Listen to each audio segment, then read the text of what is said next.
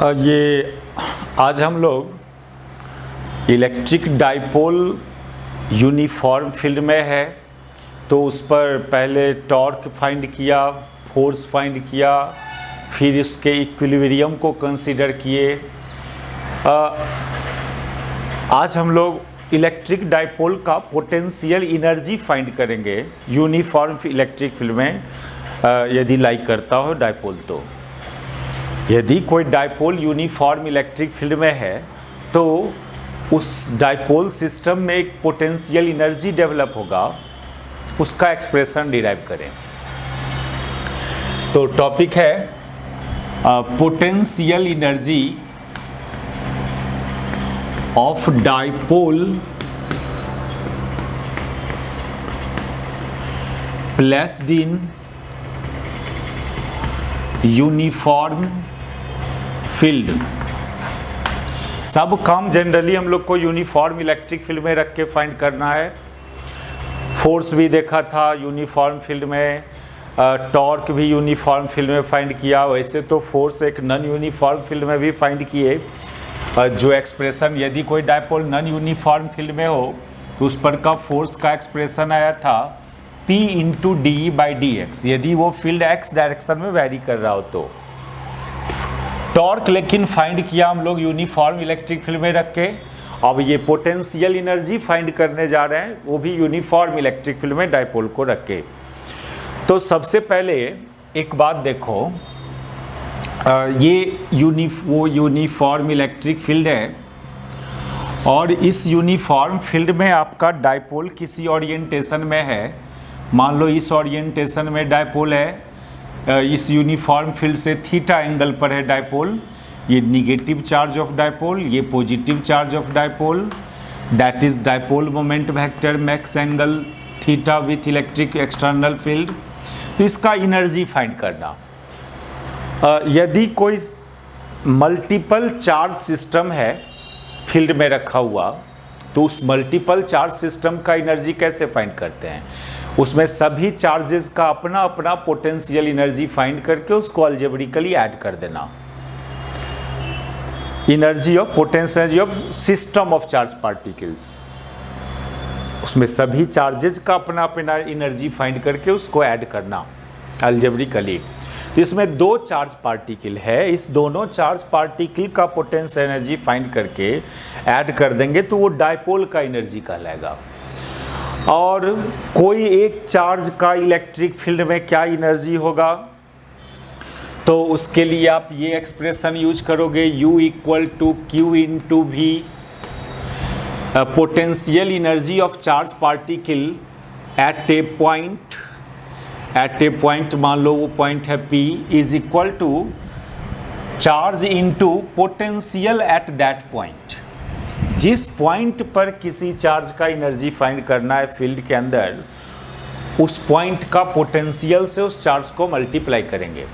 ये basic expression है। यदि कोई चार्ज इलेक्ट्रिक फील्ड में रखा हुआ है तो उसका एनर्जी क्या होगा उस पॉइंट पर। तो आप सबसे पहले उस पॉइंट पर का पोटेंशियल फाइंड करें और उस पोटेंशियल को उस चार्ज से मल्टीप्लाई कर दोगे। तो इस सिस्टम का एनर्जी के लिए इस दोनों चार्ज का एनर्जी फाइंड करना, और इस दोनों चार्ज का एनर्जी कब फाइंड होगा? जब आप इस पोजीशन माइनस क्यू का पोजीशन एंड प्लस क्यू के पोजीशन पर का पोटेंशियल फाइंड करोगे।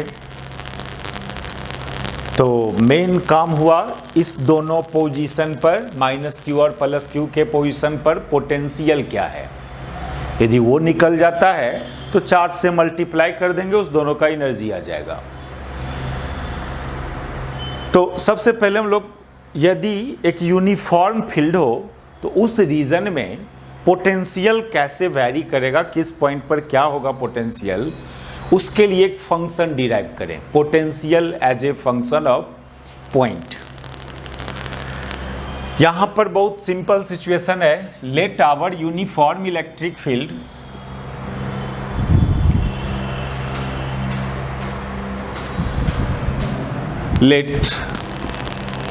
the uniform electric field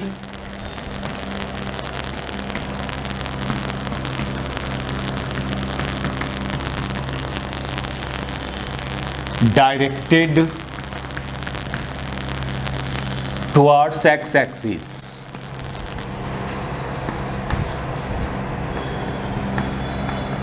तो इसके अकॉर्डिंग आप अपने इलेक्ट्रिक फील्ड को कैसे लिखोगे? Vector E equal to E into i cap. इसमें E x हुआ, x कंपोनेंट हुआ E, y component 0, z component 0। ये एजम्पशन है हम लोग का। हम लोग अपने यूनिफॉर्म फील्ड को x डायरेक्शन में डायरेक्टेड माना, तो उसके अकॉर्डिंग उस इलेक्ट्रिक फील्ड में सिंपली कौन कंपोनेंट आएगा?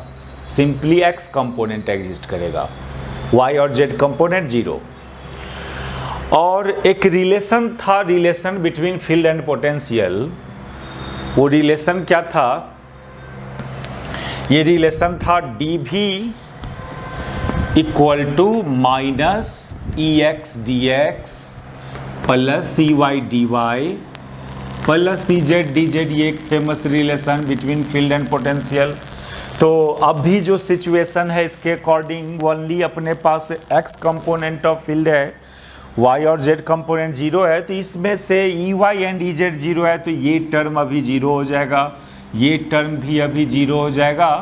और तब ये dv equal to simply minus EX dx, और EX की भी जगह कितना सब्स्टिट्यूट कर दो? E, that is minus E dx। अब फिर इसको इंटीग्रेट कीजिए, potential as a function of x आ जाएगा। इस तरह की इलेक्ट्रिक फील्ड में पोटेंशियल x कोऑर्डिनेट पर कैसे डिपेंड करेगा ये पता चल जाता है। तो देखो,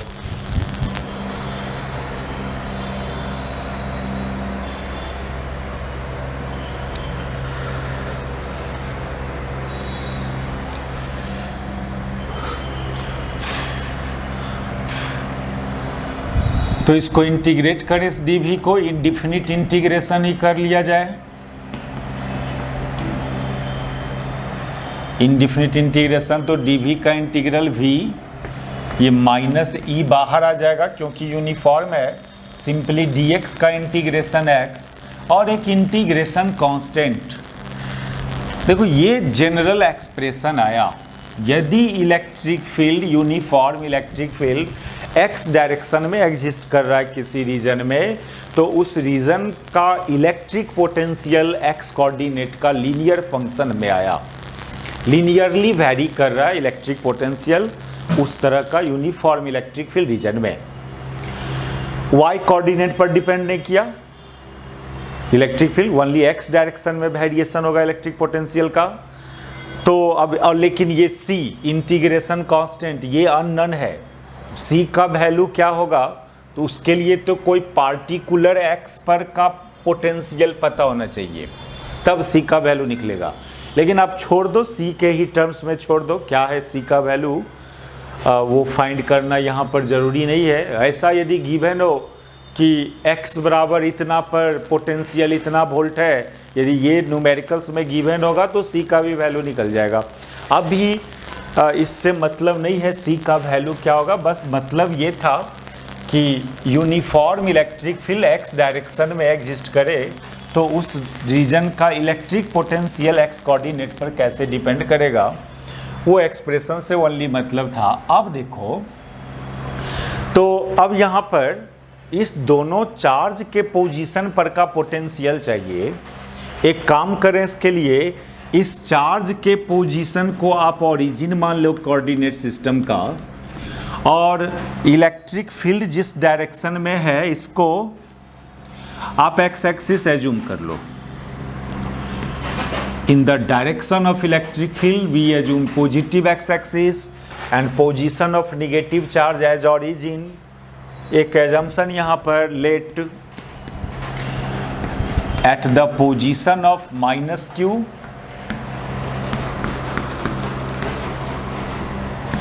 is taken as origin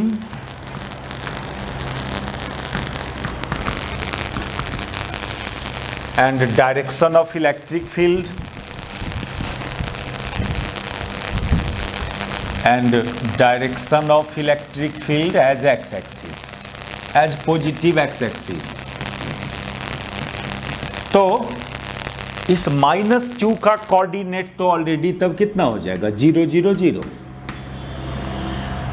अब ये प्लस क्यू चार्ज का क्या कोऑर्डिनेट होगा, हमको एक्स कोऑर्डिनेट से सिंपली मतलब है। देखो कहीं का पोटेंशियल फाइंड करना है तो उस जगह का एक्स कोऑर्डिनेट से मतलब है। तो माइनस क्यू को आप ओरिजिन ही मान लिए तो उसका एक्स कोऑर्डिनेट 0 हो गया। अब इसके अकॉर्डिंग प्लस क्यू का एक्स कोऑर्डिनेट क्या होगा, तो उसके लिए देखिए आप इससे यहाँ से एक परपेंडिकुलर ड्रॉ कर दें इस एक्स एक्सिस पर, तो ये जो डिस्टेंस है ये डिस्टेंस ये हो जाएगा, ये लेंथ कितना, डायपोल का ये लेंथ कितना होता है 2a, और ये एंगल था थीटा, तो ये लेंथ कितना होगा, ये परपेंडिकुलर डाला, ये लेंथ कितना, ये लेंथ हो जाएगा 2a cos थीटा, और ये लेंथ कितना 2a sin थीटा। तो अब बताओ इस प्लस क्यू का कोऑर्डिनेट क्या हो जाएगा, प्लस क्यू का एक्स कोऑर्डिनेट हो जाएगा 2a cos थीटा ये दूरी, और ये दूरी y कोऑर्डिनेट जो 2a sin थीटा, और z कोऑर्डिनेट इसका भी 0। तो ओरिजिन का सिलेक्शन करना, एक्स एक्सिस एज्यूम करना, इससे आपको दोनों चार्ज के पोजीशन का एक्स कोऑर्डिनेट पता चल रहा है। अब आपको दोनों चार्ज के पोजीशन पर का पोटेंशियल पता चल जाएगा। तो V प्लस को क्या समझोगे, potential at the position of plus Q, potential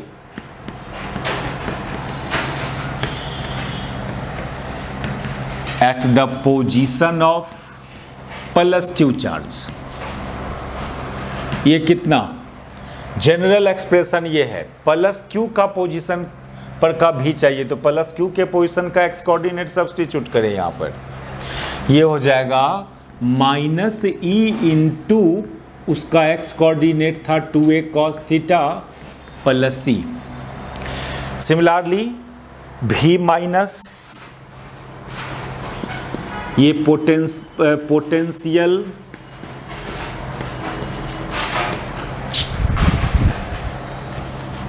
at the position of minus Q, minus Q के पोजीशन पर का पोटेंशियल ये हो जाएगा minus E into minus Q का एक्स कोऑर्डिनेट 0 क्योंकि वहीं पर आप ओरिजिन माने थे, और प्लस सी। तो दोनों चार्ज के पोजीशन पर का पोटेंशियल निकल गया। अब दोनों चार्ज का अपना अपना पोटेंशियल एनर्जी आ जाएगा।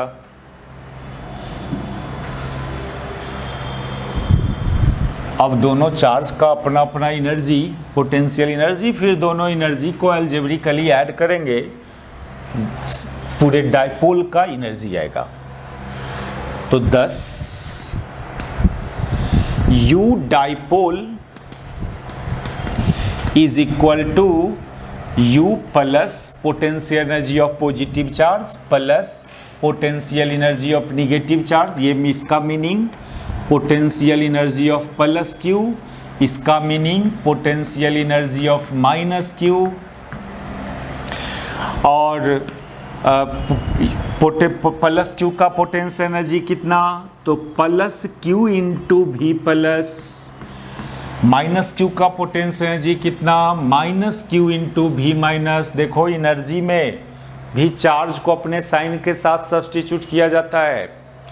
पोटेंशियल एंड पोटेंशियल एनर्जी के एक्सप्रेशन में यदि कहीं चार्ज आ रहा है तो उसको अपने साइन के साथ सब्स्टिट्यूट करोगे, क्योंकि ये दोनों क्वांटिटी पॉजिटिव नेगेटिव जीरो सब तीनों पॉसिबिलिटी है इस दोनों क्वांटिटी में। पॉजिटिव भी हो सकता है, नेगेटिव भी, जीरो भी, ये डिपेंड करता है चार्ज के ही साइन पर।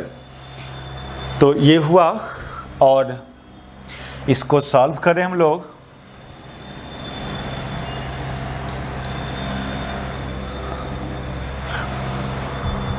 प्लस क्यू इंटू भी प्लस अभी कितना आया था, भी प्लस आया था minus E into 2a cos theta, और इधर प्लस सी, ये माइनस क्यू से तो पूरा में मल्टीप्लाई है, दैट इज ये हो जाएगा minus Q into 2a into ई cos theta minus minus plus, sorry ये प्लस माइनस माइनस, और यहाँ प्लस क्यू सी, ये हो गया एनर्जी ऑफ, ये हो गया प्लस, फिर इधर एक टर्म और है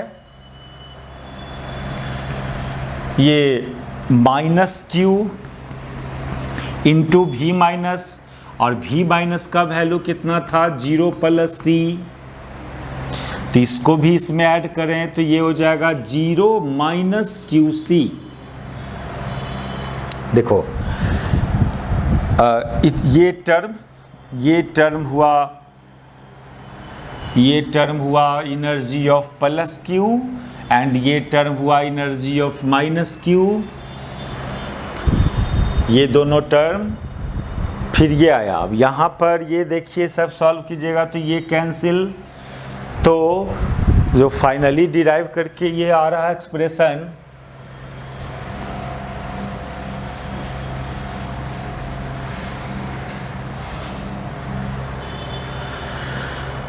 ये एक्सप्रेशन जो मिल रहा है potential energy of dipole, simply ये minus q 2a E cos theta, और q into 2a dipole moment p, small p, तो minus p E cos theta, ये वो एक्सप्रेशन हुआ डाइपोल का पोटेंशियल एनर्जी।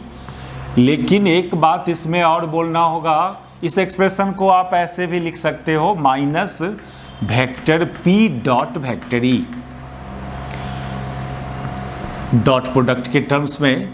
लेकिन ये तो हुआ पोटेंशियल एनर्जी ऑफ डाइपोल, और हम लोग देखें कि पोटेंशियल एनर्जी कोई सिस्टम का पोटेंशियल एनर्जी किसी एक अदर के कॉन्फ़िगरेशन के रिस्पेक्ट में फाइंड किया जाता है। तो ये जो एनर्जी है डाइपोल का विथ रिस्पेक्ट टू थीटा बराबर 0 डिग्री, एक रिफरेंस लेवल चाहिए, कोई भी चीज़ का एनर्जी लिखने के लिए एक 0 पोटेंशियल एनर्जी लेवल चाहिए आपको, उसके रिस्पेक्ट में एनर्जी ये डिफाइन हुआ। तो 0 पोटेंशियल एनर्जी लेवल, कौन 0 पोटेंशियल एनर्जी लेवल होगा, वो तो एजम्पशन है आपका, कहीं भी एज्यूम कर सकते हो 0 पोटेंशियल एनर्जी लेवल। तो ये एक्सप्रेशन हुआ एनर्जी का, डाइपोल का एनर्जी। अब इसमें हम लोग डाइपोल का इक्विलिब्रियम को कंसीडर किया था फोर्स और टॉर्क के बेसिस पर, आप एनर्जी के भी बेसिस पर उसका इक्विलिब्रियम कंसीडर कर सकते हैं। एनर्जी के बेसिस पर जब डाइपोल का इक्विलिब्रियम कंसीडर करोगे तो अब देखो, उससे पहले एक यहाँ पर एक मैक्सिमम और मिनिमम एनर्जी डिफाइन कर लें। You max, maximum potential energy, maximum potential energy कितना, माइनस पीई। देखो यहां पर जो वेरिएशन है थीटा का, वो 0 टू पाई जाएंगे, 0 टू पाई एंगल का वेरिएशन 0 टू पाई, थीटा बराबर यदि 0 डालते हो, यदि डाइपोल आपका इस तरह से रखा हुआ हो, इसमें थीटा 0 डिग्री हुआ, कॉस 0 डिग्री 1 हो जाएगा, तो ये माइनस पी हुआ, एक ये हुआ। दूसरा कि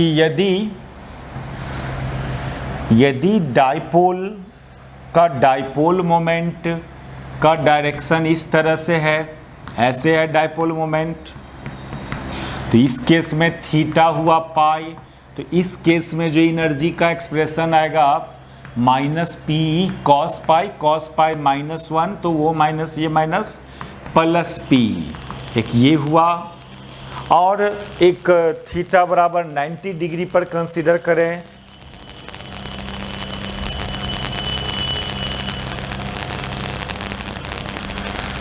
यदि डाइपोल इलेक्ट्रिक फील्ड में, electric field dipole moment electric field के परपेंडिकुलर डायरेक्शन में हो, इस तरह का केस हो आपका, तो यहाँ डाइपोल मोमेंट हुआ ऐसे, यहाँ पर थीटा 90 डिग्री, तो इस केस में u बराबर cos 90 0। देखिए इस तीनों में आप बोलो मैक्सिमम वैल्यू कौन है पोटेंशियल एनर्जी का, ये है, ये मैक्सिमम पोटेंशियल एनर्जी है आपका सिस्टम का। और ये मिनिमम पोटेंशियल एनर्जी हुआ सिस्टम का, डाइपोल सिस्टम का ये minimum potential energy -P + P 0, तो उसका इंटरमीडिएट एक वैल्यू है। क्लियरली जब dipole moment opposite to external field then potential energy is maximum, and dipole moment will be towards the external field then potential energy will be minimum। और वो dipole moment field के perpendicular तो potential energy dipole का 0। इसको use करके आप dipole का equilibrium को डिफाइन कर सकते हैं हम लोग। तो इसको डिस्कस करें using expression of potential energy equilibrium of dipole. हम लोग फोर्स और टॉर्क के बेसिस पर भी डाइपोल का इक्विलिब्रियम कंसिडर किया था, वो रिजल्ट याद कर दें। ये दोनों केस में ही आपका डाइपोल मैकेनिकल इक्विलिब्रियम में था। जब P vector parallel to P vector anti parallel to electric field and P vector parallel to electric field, ये जो दोनों केस था, इस दोनों केस में टॉर्क भी 0 और फोर्स भी 0। फोर्स तो ऐसे हमेशा 0, इस केस में पार्टिकुलरली टॉर्क भी 0, फोर्स इज ऑलवेज 0। तो ये दोनों 0 है तो डाइपोल आपका मैकेनिकल इक्विलिब्रियम में। यहाँ पर इस केस में भी टॉर्क 0 आया था और फोर्स 0, दैट इज इस केस में भी डाइपोल आपका मैकेनिकल इक्विलिब्रियम में है। लेकिन मैकेनिकल इक्विलिब्रियम फिर 3 टाइप का, स्टेबल, अनस्टेबल एंड न्यूट्रल। ये तीनों में कौन होगा, स्टेबल या अनस्टेबल या न्यूट्रल, तो वो चेक करें हम लोग इस दोनों फिगर के लिए। देखिए स्टेबल इक्विलिब्रियम एनर्जी के बेसिस पर इक्विलिब्रियम किसको बोलते हैं? तो जब सिस्टम का एनर्जी मैक्सिमम या मिनिमम हो तो system is said to be in equilibrium according to energy. Equilibrium का ये definition, if energy of system will be either maximum और मिनिमम, दोनों केस इक्विलिब्रियम का कहलाता है। ऐसे भी देखिए इक्विलिब्रियम नेचुरल लाइफ में भी इक्विलिब्रियम अस्थिरता किसमें है, जिसके पास कुछ धन संपत्ति नहीं है वो भी अस्थिर है, और जिसके पास ज़्यादा धन संपत्ति है वो भी अस्थिर है, स्टेबल है, वो भी इक्विलिब्रियम है। तो दोनों केस इक्विलिब्रियम है। लेकिन फिर एक बात और, जिसके पास कुछ नहीं है इसलिए इक्विलिब्रियम है उसमें, तो वो स्टेबल इक्विलिब्रियम है, क्योंकि कुछ नहीं है, उसके नीचे और नहीं जा सकता है वो। लेकिन जिसके पास बहुत ज़्यादा धन संपत्ति है वो भी अपने आप को स्टेबल समझता है, अस्थिर समझता है, हलचल नहीं है उसके दिमाग में, क्योंकि बहुत धन संपत्ति है, कोई टेंशन नहीं है। लेकिन वो इक्विलिब्रियम अनस्टेबल है, कब खत्म हो जाएगा उसका धन संपत्ति? मीन्स जिसके पास कम एनर्जी है वो भी इक्विलिब्रियम, जिसके पास ज़्यादा एनर्जी है वो भी इक्विलिब्रियम। लेकिन कम एनर्जी वाला स्टेबल इक्विलिब्रियम और ज़्यादा एनर्जी वाला अनस्टेबल इक्विलिब्रियम, क्योंकि वो ज़्यादा एनर्जी है उसके पास, कभी वो एनर्जी डिस्ट्रॉय हो सकता है। तो एनर्जी के बेसिस पर इक्विलिब्रियम में किसको बोलेंगे? If A system has either maximum और मिनिमम एनर्जी, आइदर मैक्सिमम और minimum energy, then the system is said to be in equilibrium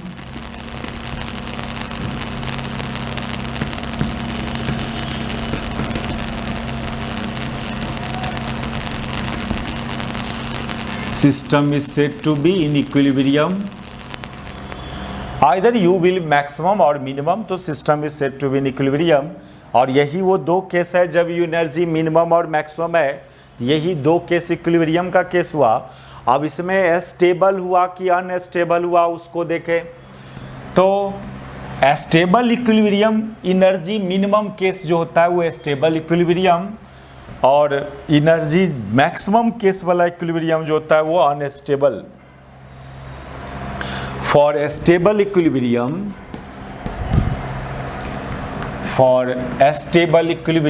u should be minimum,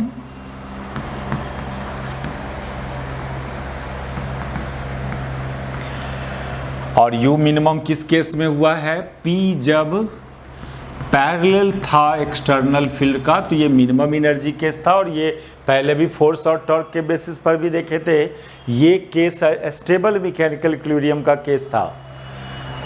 and for unstable equilibrium U should be maximum, यानी ये P is anti parallel to E। ये हुआ energy of dipole and equilibrium of dipole. एक topic हम लोग का इसमें dipole में, work done in rotating dipole through some angle in uniform field. Dipole को कुछ एंगल से यूनिफॉर्म फील्ड में रोटेट कर रहे हो, तो उसमें कितना वर्क डन करना होगा एक्सटर्नल एजेंट को। Work done by external agent in rotating a dipole through some angle in uniform field, और वो भी जो वर्क करेंगे हम लोग, वो work change in potential energy of dipole के बराबर होगा। कोई सिस्टम पर एक्सटर्नल एजेंट के द्वारा जो भी वर्क किया गया, और वो वर्क यदि स्लोली किया गया हो, तो वो वर्क टोटली कन्वर्ट होता है सिस्टम का potential change in potential energy में।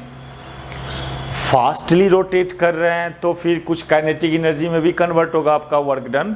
From work energy principle, work done by all forces is equal to change in kinetic energy. तो आपके द्वारा जो वर्क किया जा रहा है, यहाँ पर यदि स्लो रोटेशन कर रहे हैं डाइपोल को यूनिफॉर्म फील्ड में, वो वर्क टोटली डाइपोल के पोटेंशियल एनर्जी को चेंज करने में यूज होगा। तो ये टॉपिक है work done in rotating, work done in rotating a dipole through some angle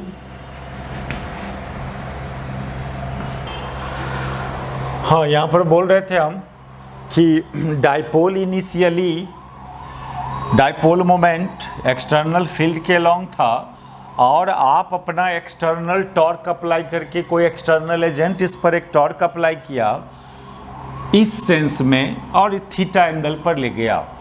तो जब एक्सटर्नल एजेंट इसको रोटेट किया कर रहा होगा, टॉर्क अप्लाई कर रहा होगा, तो उस समय उस डाइपोल पर एक और टॉर्क है पहले से, जो फील्ड के द्वारा एग्जर्ट हो रहा है। और फील्ड के द्वारा जो एग्जर्ट हो रहा है वो क्लॉकवाइज सेंस में, फील्ड जो फोर्स टॉर्क अप्लाई कर रहा है आपके डाइपोल पर, वो क्लॉकवाइज सेंस में, और आप उसके अगेंस्ट अपना टॉर्क लगा के इसको थीटा एंगल से रोटेट किया। तो कैसे ये बात तो पीछे आप देखना, पीछे के क्लास में जब हम लोग इक्विलिब्रियम कंसीडर कर रहे थे, तो वहाँ पर बताए थे जब आप अपने डाइपोल को थीटा एंगल पर रखते हो यूनिफॉर्म फील्ड से, तो इस फील्ड के द्वारा जो टॉर्क एक्ट करता है डाइपोल पर, इस फील्ड के द्वारा जो टॉर्क लगेगा, देखो ऐसे, ये F प्लस, ये फील्ड यहाँ पर F प्लस फोर्स लगाया, ये F माइनस फोर्स, ये सेंटर है। अब बताइए ये दोनों फोर्स ऐसे लग रहा है तो ऐसे ही टॉर्क प्रोड्यूस करेगा ना, ऐसे ही टॉर्क प्रोड्यूस करेगा ना। ऐसे मैथमेटिकली देखेंगे तो देखिए, ये है पोजीशन वेक्टर r प्लस, और ये है पोजीशन वेक्टर r माइनस, और टॉर्क का एक्सप्रेशन r क्रॉस f, यानी R से F की तरफ कर्लिंग करेंगे 4 फिंगर का, तो यहाँ पर R इधर फोर्स इधर, तो कर्लिंग ऐसे होगा। यानी इस F प्लस का टॉर्क इस सेंस में, ये हुआ F प्लस का टॉर्क टॉ प्लस, और R माइनस में R से F की तरफ घूमना है राइट हैंड के 4 फिंगर को लेके, यानी ऐसे घूमोगे, तो यहाँ भी टॉर्क का सेंस यही आया। तो क्या हुआ, दोनों फोर्सेस टॉर्क इसी सेंस में अप्लाई किए। ये फील्ड वाला टॉर्क हुआ जिस फील्ड में आप डायपोल को रखे हैं। तो फील्ड वाला टॉर्क है क्लॉकवाइज सेंस में, और आपको एंटी क्लॉकवाइज सेंस में एक टॉर्क अप्लाई करके इसको थीटा एंगल से रोटेट करवाना है। तो 2 टॉर्क लग रहा है और डायपोल को स्लोली रोटेट करवाना है। तो ड्यूरिंग रोटेशन ऑफ डायपोल, ऐसे पहले लिख लीजिए, initially dipole moment is parallel to field. Initially आपका डायपोल मोमेंट इलेक्ट्रिक फील्ड के अलोंग था। Now on applying an external torque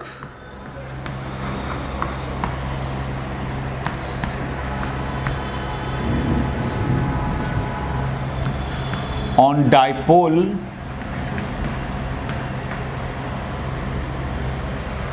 it is rotated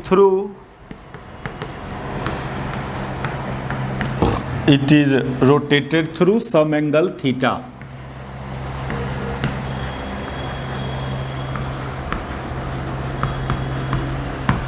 तो during rotation of dipole there are 2 torque should be act on dipole. एक torque उस field वाला torque जिस field में आप रखे हो, उसका टॉर्क क्लॉकवाइज सेंस में आएगा, और एक एक्सटर्नल टॉर्क, जो एक्सटर्नल एजेंट जो रोटेट कर रहा है डायपोल को, एक्सटर्नल एजेंट हम लोग रोटेट करें तो हम लोग एक्सटर्नल एजेंट कहलाएंगे यहाँ पर। And during rotation of dipole,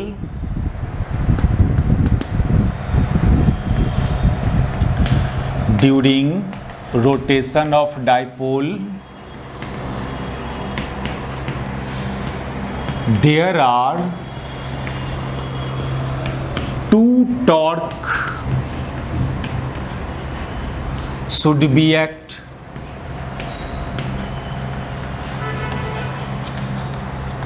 दो टॉर्क एक्ट करेगा डायपोल पर। 2 torque should be act on dipole.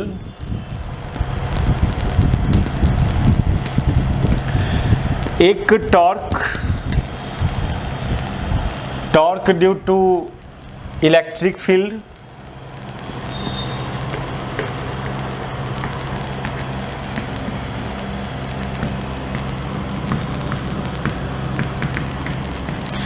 इस टॉर्क को डिनोट करो tau vector E, electric field का टॉर्क। और ये जो टॉर्क हम लोग इसका एक्सप्रेशन कैलकुलेट भी किया था, ये आया था P क्रॉस ई, डायपोल मोमेंट का cross product electric field P cross E, and it is directed in the sense of clockwise sense, and it will be in the clockwise sense.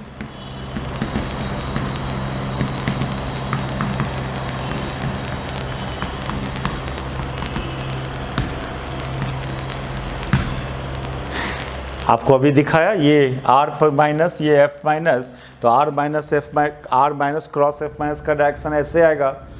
ऐसे F plus का भी torque का sense इधर आएगा। दोनों ये field, दोनों चार्ज पर जो फोर्स लगाया उस फोर्स का टॉर्क क्लॉकवाइज सेंस में आ रहा है।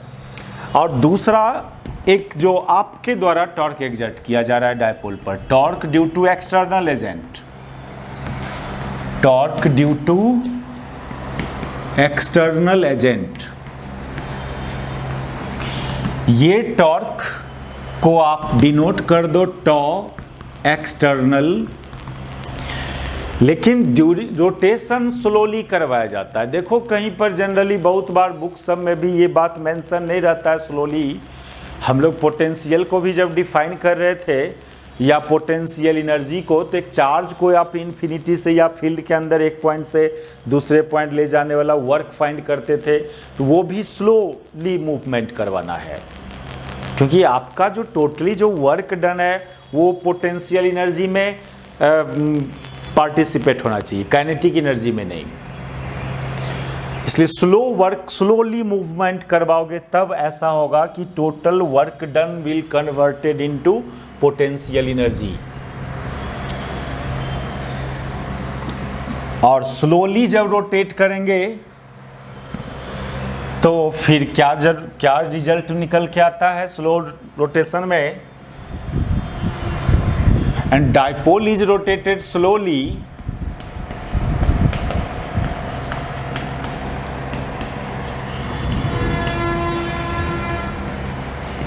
इससे क्या होगा, एंगुलर एक्सेलरेशन 0 होगा। एंगुलर एक्सेलरेशन जिसको अल्फा से डिनोट करते थे आप, ये 0 होगा। इसलिए रिजल्टेंट टॉर्क भी 0 होगा। रिजल्टेंट टॉर्क मीन्स कौन कौन टॉर्क, एक एक्सटर्नल एजेंट वाला टॉर्क और प्लस इलेक्ट्रिक फील्ड वाला टॉर्क, ये 0। इट मीन्स दैट कि एक्सटर्नल एजेंट का जो टॉर्क होगा ये इक्वल एंड अपोजिट हो जाएगा इलेक्ट्रिक फील्ड वाले टॉर्क का, that is minus P cross E।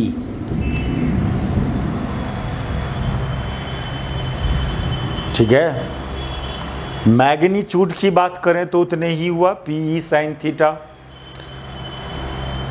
तो वर्क डन कितना हुआ इस एक्सटर्नल एजेंट के द्वारा,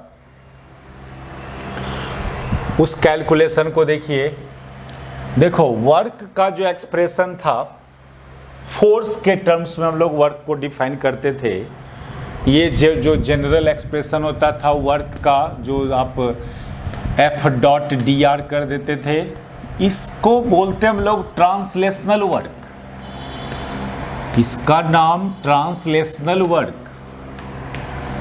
और एक रोटेशनल वर्क भी होता है, जो ही नहीं कि यही वर्क डन का एक्सप्रेशन, ये ट्रांसलेटरी मोशन के लिए वैलिड है ये वर्क का एक्सप्रेशन। रोटेशनल वर्क के लिए भी क्या करना, इसमें बस फोर्स की जगह टॉर्क का डॉट प्रोडक्ट करोगे और लीनियर ट्रांसलेशनल डिस्प्लेसमेंट की जगह एंगुलर डिस्प्लेसमेंट डिफाइन करेंगे डी थीटा। इसको बोलते हैं रोटेशनल वर्क।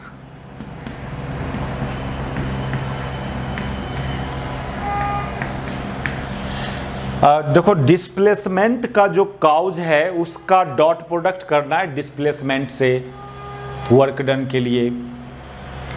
ट्रांसलेटरी मोशन में डिस्प्लेसमेंट का काउज होता है फोर्स, तो फोर्स का डॉट प्रोडक्ट ट्रांसलेशनल डिस्प्लेसमेंट से dr वेक्टर से। और रोटेशनल मोशन का काउज होता है टॉर्क, तो टॉर्क का डॉट प्रोडक्ट एंगुलर डिस्प्लेसमेंट से। यहाँ पर एंगल के टर्म्स में डिस्प्लेसमेंट डिफाइन होगा रोटेशनल मोशन में। तो जरूरी नहीं कि हमेशा वर्क का यही फॉर्मूला, ये तब यूज करोगे लीनियर मोशन हो ट्रांसलेशनल मोशन हो। आप ये रोटेशनल मोशन सब में वर्क डन फाइंड करना हो तो ये एक्सप्रेशन यूज करना। यहाँ पर ये टॉर्क एक्सटर्नल टॉर्क है, क्योंकि एक्सटर्नल एजेंट को इसको रोटेट करवा रहा है थीटा एंगल से। तो ये एक्सप्रेशन डाले इसका, और एंगुलर डिस्प्लेसमेंट का डायरेक्शन और इस टॉर्क का डायरेक्शन सेम है। D theta vector and tau external vector का डायरेक्शन सेम। और दोनों देखो डिस्प्लेसमेंट जैसे होता है ना कि कोई चीज़ में ये एक रोटेशन है, इसको रोटेट किया theta angle d theta angle से, तो इस डी थीटा वेक्टर का डायरेक्शन इधर आता है एक्सिस के long, perpendicular to the plane of rotation. D theta का डायरेक्शन अब इधर आवे या अंदर जाओ डिपेंड करता है सेंस ऑफ रोटेशन पर, लेकिन एंगुलर डिस्प्लेसमेंट का जो डायरेक्शन होगा उस जिस प्लेन में रोटेशन हो रहा है उसके परपेंडिकुलर। और टॉर्क का भी डायरेक्शन जिस प्लेन में वो अप्लाइड फोर्स है पोजीशन वेक्टर उसके परपेंडिकुलर, यानी दोनों सेम डायरेक्शन में आता है। देखो यदि मान लो कि ये एक पाथ है जिस पर कोई पार्टिकल रोटेट कर रहा है, इस पर एक टॉर्क अप्लाई कर रहे हो, तो डी थीटा वेक्टर का भी डायरेक्शन इधर ही होगा और टॉर्क का भी डायरेक्शन इधर ही होगा, उस प्लेन के परपेंडिकुलर जिस प्लेन में रोटेशन हो रहा है। दैट इज दोनों के बीच का एंगल 0 डिग्री। तो ये जो सॉल्व करेंगे तो ये हो जाएगा simply tau external d theta cos 0 degree. अब इसका एक्सप्रेशन डाल दो। इसका मैग्नीट्यूड था पीई साइन थीटा, अभी डिराइव कर चुके थे। एक्सटर्नल टॉर्क का मैग्नीट्यूड इलेक्ट्रिक फील्ड वाले टॉर्क के बराबर होता है, और इसको 0 टू थीटा इंटीग्रेट करना, तो ये हो जाएगा पीई साइन थीटा का इंटीग्रेशन, साइन थीटा का integration minus cos theta 0 to theta, तो ये हो जाएगा ये p E into 1 minus cos theta. ये हुआ work done by external external torque या एक्सटर्नल एजेंट। और this work done by definition will be equal to change in potential energy of system. देखो कैसे, जो वर्क किया जाता है एक्सटर्नल एजेंट के द्वारा, वो सिस्टम के पोटेंशियल एनर्जी का चेंज में पार्टिसिपेट करता है। आप देखिए, इनिशियली आपका डायपोल मोमेंट इलेक्ट्रिक फील्ड की तरफ था, तो इनिशियल पोटेंशियल एनर्जी जो था सिस्टम का वो माइनस पीई कॉस 0 डिग्री था, और फाइनली थीटा एंगल पर जब आया डायपोल, अब उसका potential energy minus p E cos theta हुआ। तो इसलिए चेंज इन पोटेंशियल एनर्जी कितना, U f minus U i, यानी minus p E cos theta minus p E cos 0। तो ये कितना हो गया, ये minus minus p E plus p E, और ये minus p E cos theta, that is p E into 1 minus cos theta. ये भी वही चीज़ है, ये वर्क डन भी उतना ही है। Clearly work done by external agent in rotating a dipole through some angle will be equal to change in potential energy of dipole. तो ये क्वांटिटी भी इतना ही हुआ। 10 ये प्रूव्ड होता है यहाँ पर कि 10 work done by external agent, work done by external agent in rotating a dipole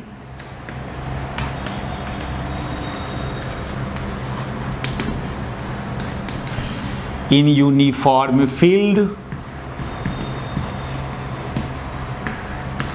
slowly through some angle theta, through some angle theta will be equal to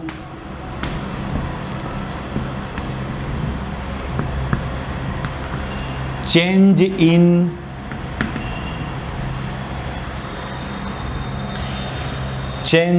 potential energy of dipole.